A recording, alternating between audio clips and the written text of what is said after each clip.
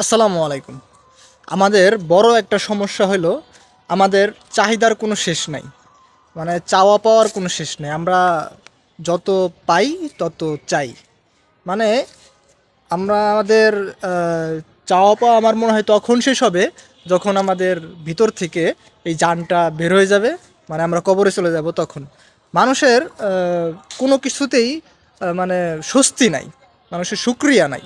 যে আমি একটা ছোট জিনিস পাইছি আলহামদুলিল্লাহ ভালো, বড় জিনিস পাইলেও আলহামদুলিল্লাহ, কিন্তু আমি ছোট জিনিস পাই স্থির নাই। মেন কথা যেটা, আমরা এখন স্থির নাই।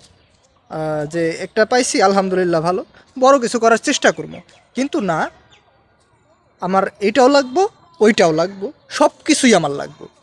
এইটা হয়েছে আমাদের মেন সমস্যা, যে আমরা কোনো কিছুতে সন্তুষ্ট হতে পারি না, স্থির হতে পারি না, শুকরিয়া আদায় করতে পারি না। আমাদের বড় একটা সমস্যা এটা।